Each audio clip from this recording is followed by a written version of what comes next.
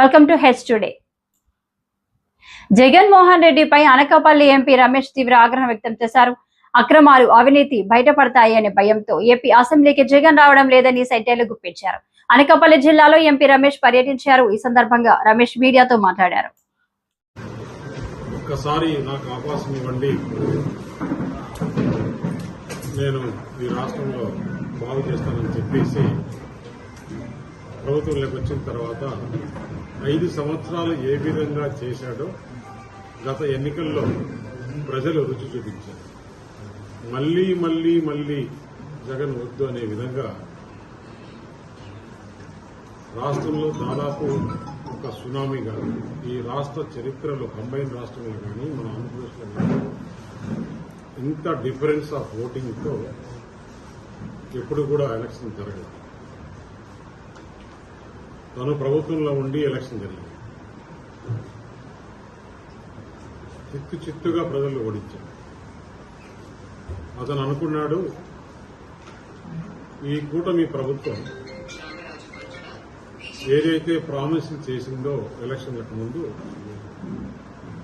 అవి ఎటువంటి పరిస్థితుల్లో చేయలేరు, ప్రభుత్వంలో నేనుండి చూశాను కదా ప్రభుత్వ పరిస్థితి, వీళ్ళు చేయలేరు, వీళ్ళు ఫెయిల్ అయిపోతారు అని అనుకున్నాను.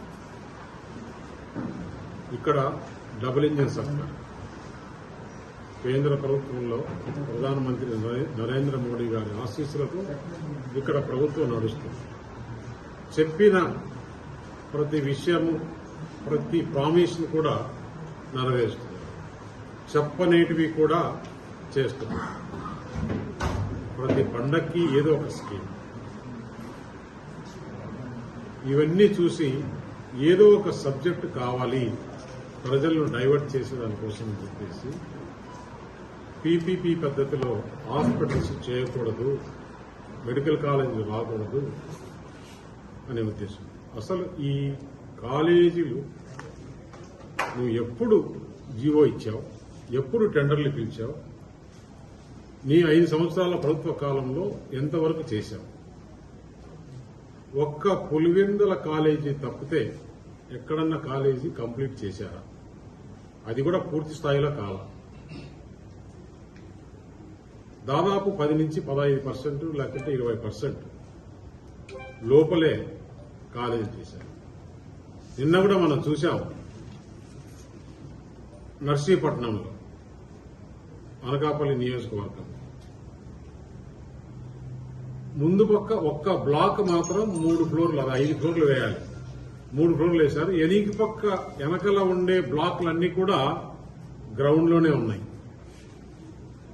ఆ హాస్పిటల్లో దాదాపు 20% కూడా పూర్తి కాల. ఆ పరిస్థితి ఇదే పరిస్థితి ఆంధ్రప్రదేశ్ రాష్ట్రంలో ఉండే కాలేజీలు, 13 కాలేజీల పరిస్థితి కూడా అదే విధంగా ఉంది. అటువంటప్పుడు ప్రభుత్వం స్టడీ చేసి, ఈ కూటమి ప్రభుత్వం చంద్రబాబు నాయుడు గారు ముఖ్యమంత్రిగా అన్ని రాష్ట్రాల్లో ఎలా జరుగుతుంది, ఈ కాలేజీలను ఏం చేయాలని చాలా పగడ్బందీగా స్టూడెంట్స్ కి ఏమి చేస్తే మేలు జరుగుతుంది, మెడికల్ స్టూడెంట్స్ కి ఏ విధంగా మనం న్యాయం చేయాలి అనే ఆలోచనతో గత 10 సంవత్సరాలుగా గుజరాత్ లో ఈ పీపీపీ పద్ధతిలో హాస్పిటల్స్, మెడికల్ కాలేజీలు నడుస్తున్నాయి. దాంట్లో 2 భాగాలుగా నడుస్తున్నాయి. ఒకటి గ్రీన్ ఫీల్డ్, ఇంకొకటి బ్రౌన్ ఫీల్డ్. బ్రౌన్ ఫీల్డ్ అంటే ఇలాంటి మధ్యలో కట్టి నిలిపేసిన కాలేజీలను ఏ విధంగా చేశారు, లేదు గ్రీన్ ఫీల్డ్ అంటే కొత్తగా పీపీపీ పద్ధతిలో ఏ విధంగా చేస్తున్నారు అనేది అధ్యయనం చేశారు. అక్కడ జరుగుతుంది, సక్సెస్ఫుల్ గా అక్కడ చేశారు, యూపీలో చేశారు.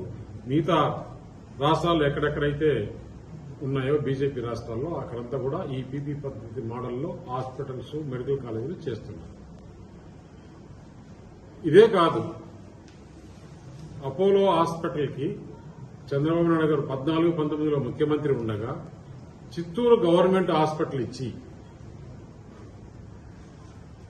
వాళ్ళని మిగతా ఇన్ఫ్రాస్ట్రక్చర్ చేసుకుని గవర్నమెంట్ హాస్పిటల్ కి ఈ మిగతా మెడికల్ కాలేజీకి లింక్ చేసి ఆ కాలేజీ నడుస్తుంది. బ్రహ్మాండంగా అక్కడ కాలేజ్ ఉంది. అది 14-19లో చంద్రబాబు నాయుడు గారు ముఖ్యమంత్రిగా ఉన్నప్పుడు చేసింది. 15 సంవత్సరాల నుంచి గుజరాత్లో నడుస్తున్నాయి. ఇప్పుడు యూపీలో ఇదే పద్ధతిలో చేస్తున్నారు. ఇవన్నీ ఆలోచన చేసి ఇప్పుడు పీపీపీ పద్ధతిలో ఉంటే అదేదో ప్రైవేట్ వాళ్ళకి ఇచ్చేస్తున్నారంట, ఆస్తులు అమ్మేస్తున్నారంట అని ఒక తప్పుడు ప్రచారం చేస్తున్నారు. ప్రజలు మీరు ఏమి చెప్పినా నమ్మే పరిస్థితులు లేదు. ఇప్పుడు ఏ విధంగా వచ్చారంటే వీళ్ళు జగన్ అండ్ కో రాష్ట్రంలో డబుల్ ఇంజిన్ సర్కార్తో అన్ని బాగా జరుగుతున్నాయి.